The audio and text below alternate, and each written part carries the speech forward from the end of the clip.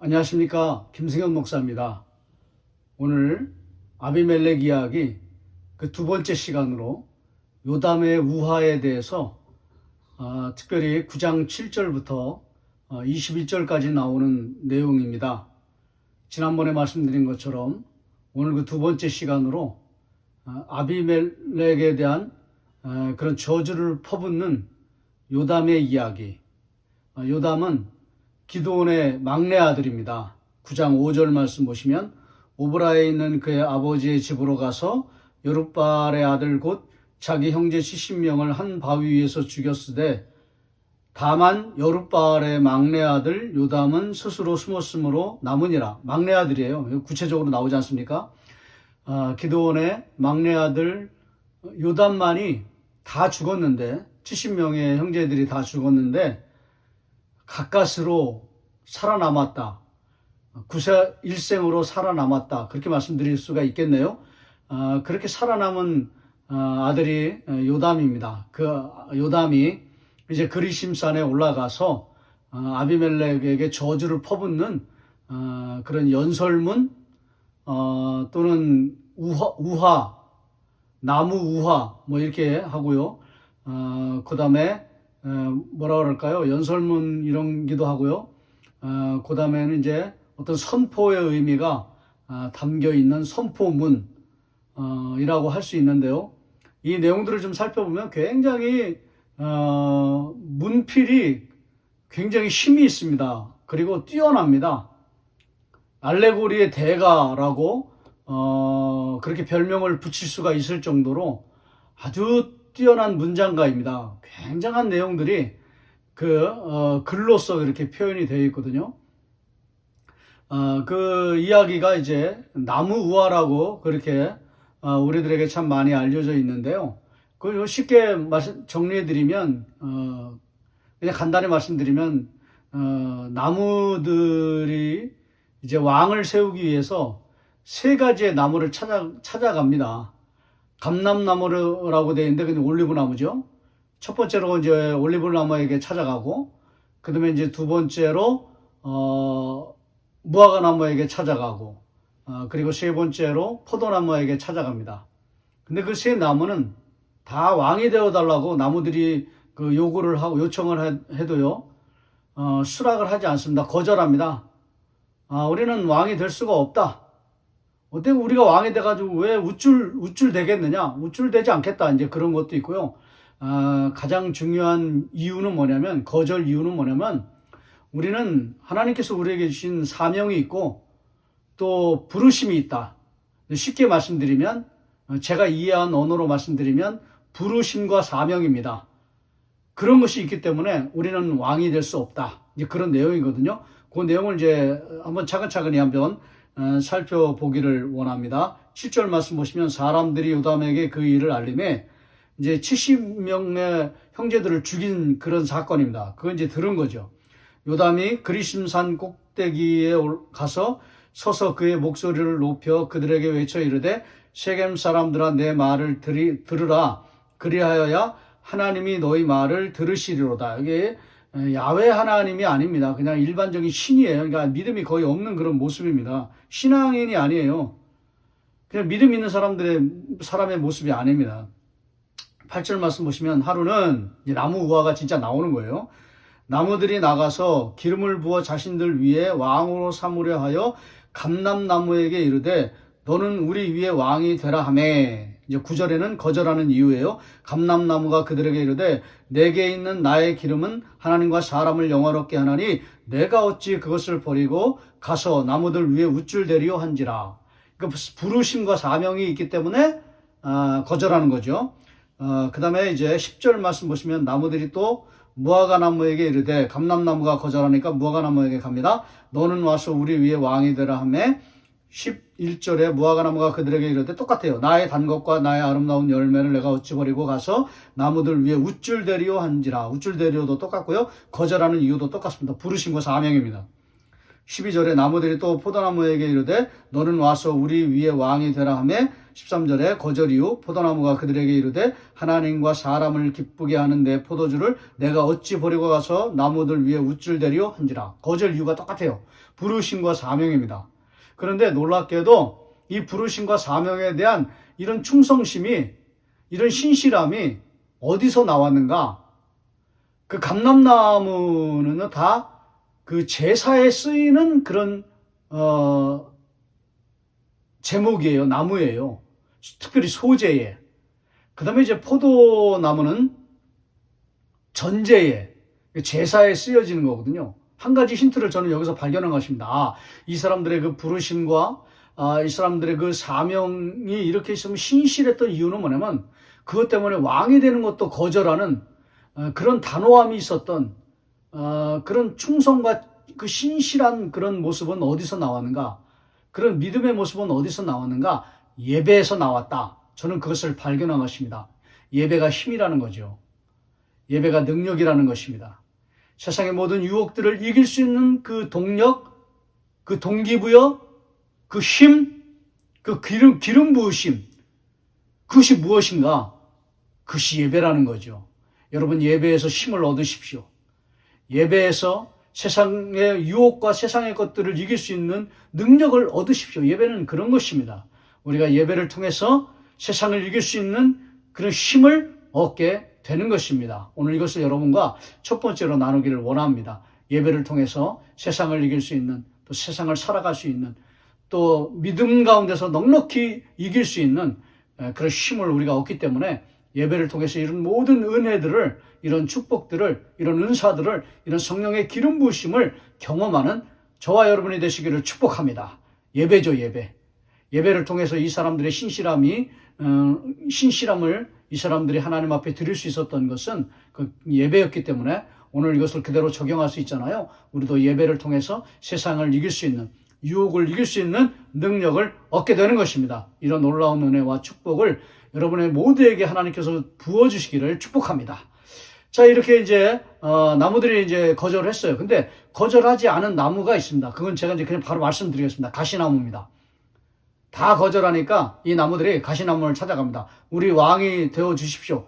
부르심과 사명이 없기 때문에, 예배에 대한 그 힘이 없기 때문에, 예배에 나가서 뭐 힘을 얻고 그런 게 하나도 없기 때문에 이 가시나무는 대뜸 왕이 되어 줄게 이렇게 말을 하고요. 그 다음에 거짓과, 그리고 나한테 와서 전제 조건을 내거는데 내가 왕이 됐다. 그러나 조건이 있다. 첫 번째는 나한테 와서 내 그늘에서 쉬어라. 가시나무가 그늘이 어디 있습니까? 이건 거짓이거든요.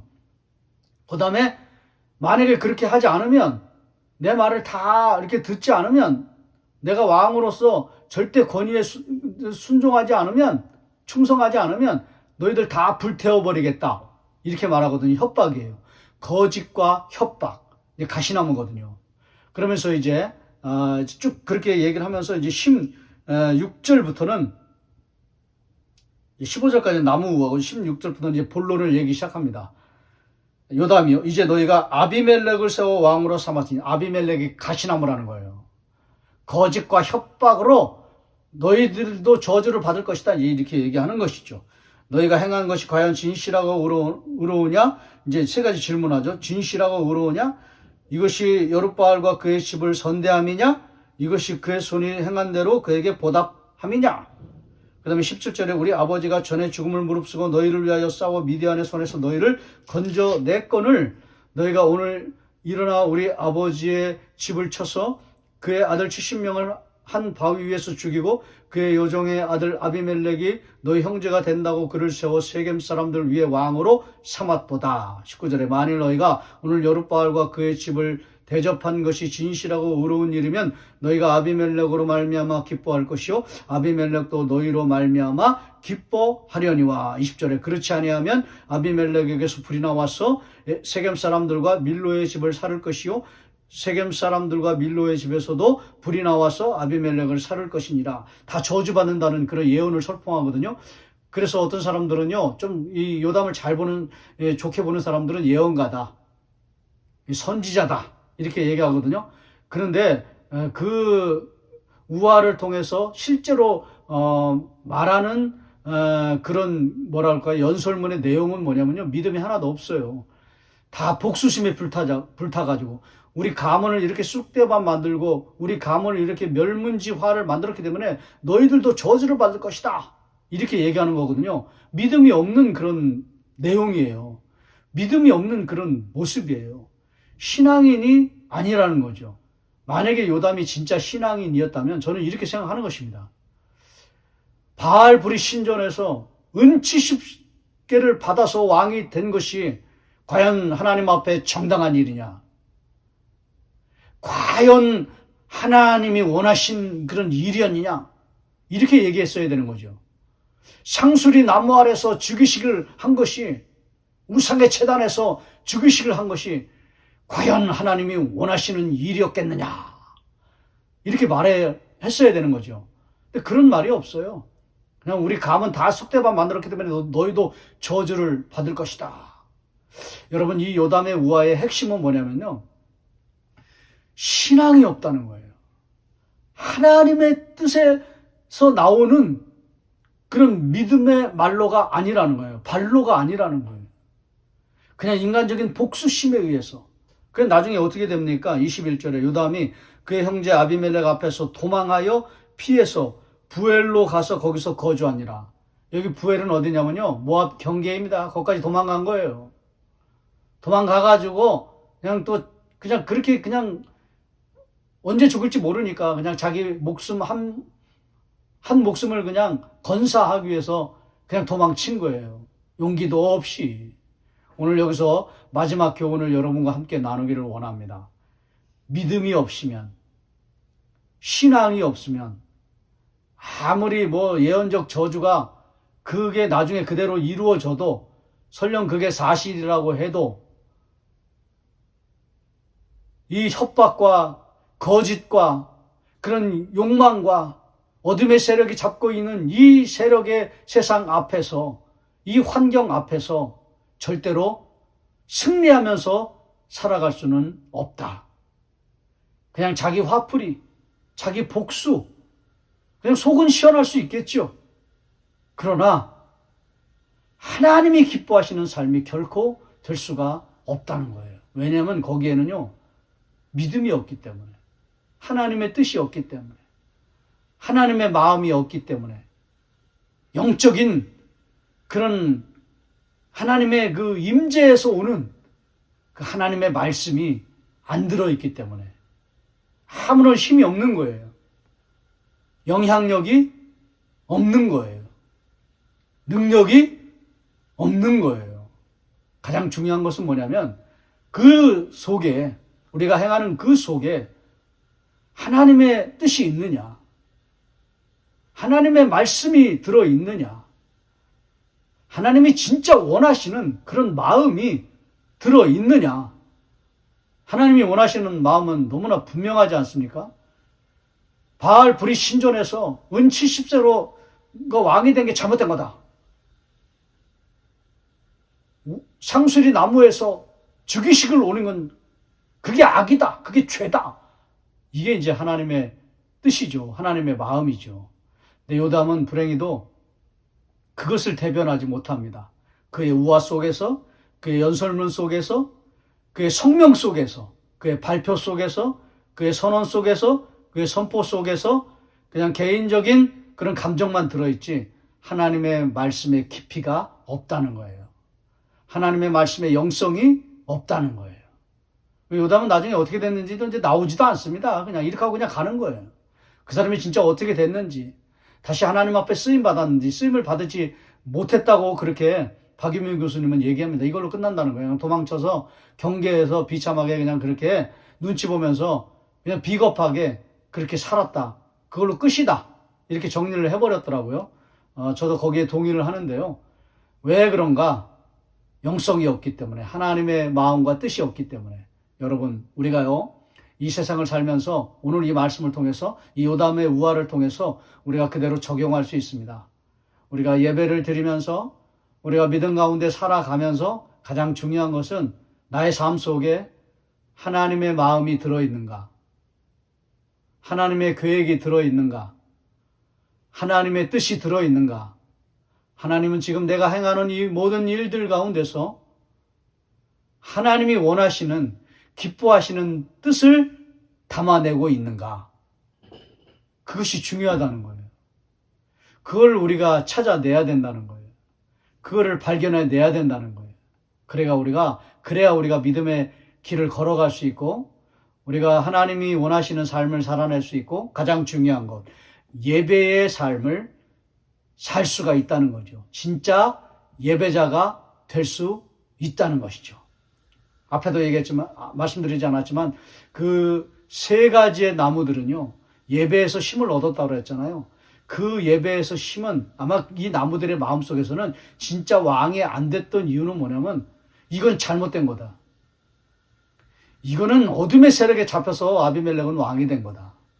진짜 나무들이 해주고 싶었던 이야기가 그거 아닐까요? 바알불이 신전에서 은 70개를 가지고 왕이 된 거.